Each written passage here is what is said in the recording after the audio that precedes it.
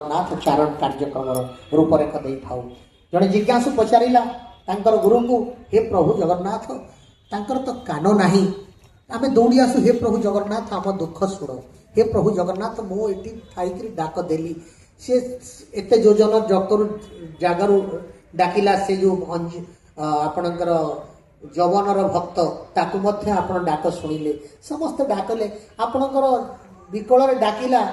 गज डाक देला ना कौन ता कथा शुणिक आप आसी पहुँचले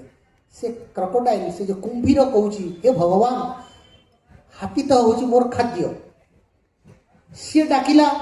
ता डाकरे आसिक मोर गर्दनटा काटिदेला प्रभु कहते मोर कि दोष थिला मोर खाद्य को मुझे खाइबिनी कि प्रभु से तो मोर खाद्य थिला आपण कहले आम दी जन भितर कली थिला आपण कहीं इंटरफियर कले लखे योजन रे गज डाक देला तुम्भंकु चक्र पेशी नक्र नासी उधरिल ताको हे प्रभु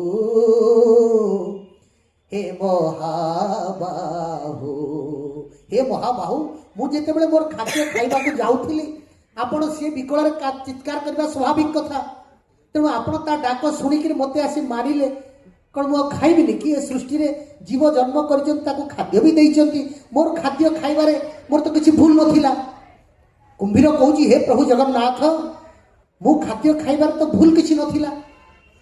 आम दी जनकर कथा सेटा थिला खाद्य आ खादकर कथा भगवान आपण कहीं इंटरफियर कले भगवान आपण कौन ठीक कले कि भगवान प्रभु जगन्नाथ तांका गुरु माध्यम जिज्ञासु को बुझाऊँ नाई सत कथा ये मोर भूल हो गला आ जी भूल करे से दंड पाए ये संसार भितर आम सीना कहूँ यही मुहूर्त पाइले किंतु जीवन भितर आमको दंड भोगवा पड़ो तेणु प्रभु जगन्नाथ कहते हे जिज्ञासु हे भक्त मोर यही जन्म तो मुझे जेहेतु लीलावतार मुझे अवतार अवतारी अवतार प्रेरण करी तो यही जन्म से दंड पाई पारि ना तेणु अपेक्षा कर आगामी जन्म मुझे जन्म हेबी नारायण कहते मुझे जगन्नाथ रूप में जन्म हेबी से मो कान आ मोर रहा कान थी सीना मुझे डाक शुणिली सत्य जुगे मोर कान विष्णु को अवतार बेले मोर कान थी मुझे कथा शुणिली तुम शिरच्छेद कली तेणु जगन्नाथ कली जुगे जिते जगन्नाथ अवतार हेबी मोर आ कान रहा कहीं से दंड मत भोगवा पड़ो जो कर्ण द्वारा प्रभावित हो जो कर्णर द्वारा शुणिकी मु अन्याय कली खाद्य खादक भितर कली भितर मु पशिगली सत्य जुगे मोर जिते पुनर्बार अवतार हम से मोर कान रही पुणी कवि लिखिं महाबाहु जगन्नाथ कहूली ना दशाननर एत गुड़ा सहस्र भुज था महाबाहु कह जाऊ प्रभु जगन्नाथ अधा खंडिया हाथ तांको महाबाहु कहूँ प्रभुंर पुणी हाथ खंडिया कहीं जदि भक्त मान को शिष्य मान को हजार हजार बाहु दे पार्टी प्रभु जगन्नाथ तांकर निजर खंडिया हाथ कहीं एमती एक जिज्ञासा पचार हे प्रभु आपणकर हाथ खंडिया कहीं मन पड़ुनी मर्यादा पुरुषोत्तम श्रीरामचंद्र अवतार रे जितेबाला त्रेतया जुगे मो राम अवतार होती मो स्त्री को रावण नहीं जाता उद्धार करने मो बाली को निधन करी सुग्रीव सहित बंधुता करी एवं जिते सुग्रीव सहित जो गछ कड़े ठिया होकर जो धनुरे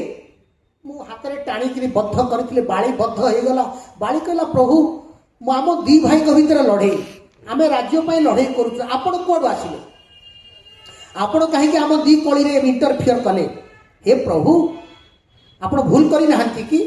जी बलशाली होता राज संस्कृति अच्छी राजधर्म अच्छी राज्य जय करवा जदि सुग्रीव हारी था मु निरंकुश राज्य भोग करी जदि बाली हारी था सुग्रीव निरंकुश राज भोग करी हे प्रभु आम कली आम दुई भाई कली आपण कहीं पशि आसिले आपण भूल कले आपण अन्याय करिसंती तेणु जो हाथ में आपण अन्याय करिसंती से हाथ को अभिशाप पाइबा पड़ो प्रभु कहले अरे अरे मो भगवान हेले हाथ भूल करी हाथ में सर टाणी तुमको मारी रामचंद्र अवतार रे এই ত্রেতয়া যুগରେ ତ ଆଉ ସମ୍ଭବ ନୁହେଁ। ମୁଁ ଯେତେବେଳେ କଳିଯୁଗରେ ଜଗନ୍ନାଥଙ୍କର ଅବତାର ହେବି, ଏଇ ହାତ ଆଜି ଖରାପ କାମ କରିଥିଲା, ଏ ହାତ ଆଜି ଅପବିତ୍ର କାମ କରିଥିଲା, ଏ ହାତ ଅବିଚାର କରିଥିବା, ଏ ହାତରେ ଧନୁ ଟଙ୍କାର କରିକି ମୁଁ ମାରିଥିବାରୁ ମୋର ଧନୁରେ ତମେ ମୃତ୍ୟୁବରଣ କରିଥିଲ, ଏ ମୁଁ ଦଣ୍ଡ ସ୍ୱରୂପ ମୁଁ ହସ୍ତହୀନ ଭାବରେ ଅବତାର ଗ୍ରହଣ କରିବି। ଏଇ ହେଉଛନ୍ତି ମହାବାହୁ ପ୍ରଭୁ ଜଗନ୍ନାଥଙ୍କର କଥା। ଶ୍ରୀ ଜଗନ୍ନାଥ ଚାରଣ କାର୍ଯ୍ୟକ୍ରମରେ ମୁଁ ଆପଣମାନଙ୍କୁ ଜଗନ୍ନାଥଙ୍କ ଚେତନାକୁ ଏତିକିରେ ସମାପ୍ତ କରି ପରବର୍ତ୍ତୀ କବିତା ପାଖକୁ ଯିବି। ପରବର୍ତ୍ତୀ ଆଧ୍ୟାତ୍ମିକ କବିତା ହେଉଛନ୍ତି ସସ୍ମିତା ପଣ୍ଡା ସାଲେପୁର ବା ସୁଦୂର ସାଲେପୁର ଆସିଛନ୍ତି, ଯେଉଁ ଦ୍ୱିତୀୟ ଶ୍ରୀ ଚୈତନ୍ୟ ନାମାଚାର୍ଯ୍ୟ କୀର୍ତ୍ତନ ଗୁରୁ ଯଦୁମଣି ସ୍ୱାଇଁଙ୍କର ଆଜି ଜନ୍ମ ଉତ୍ସବର କବିତା ପାଠ ଉତ୍ସବ ହେଉଛି। ତାଙ୍କ ଘର ବି ସେ ସାଲେପୁର ଅଞ୍ଚଳ, ଟିକେ ଆଗକୁ ନିଶ୍ଚୟ କୋଇଲ, ତାପରେ ଟିକେ ଆଗକୁ କଟରପଡ଼ାରେ ତାଙ୍କର ଘର। ଆଜି ଯାହା ହଉ ସେ ପବିତ୍ର ମାଟିରୁ କବୟିତ୍ରୀ ଆସିଛନ୍ତି, ପରମ ସମ୍ମାନନୀୟ। ମୁଁ ଅଶେଷ ଅଶେଷ ପ୍ରଣିପାତ କରୁଛି କବୟିତ୍ରୀ ସୁସ୍ମିତା ପଣ୍ଡାଙ୍କୁ, ଯେ ମୋର ଗୁରୁଙ୍କର ଅଞ୍ଚଳରୁ ଆସିଛନ୍ତି, ଯାହାଙ୍କର ଜନ୍ମୋତ୍ସବ ଆମେ ପାଳନ କରୁଛୁ। ଜୟ ଜଗନ୍ନାଥ, ଜୟ ଜଗନ୍ନାଥ। ରାଷ୍ଟ୍ରୀୟ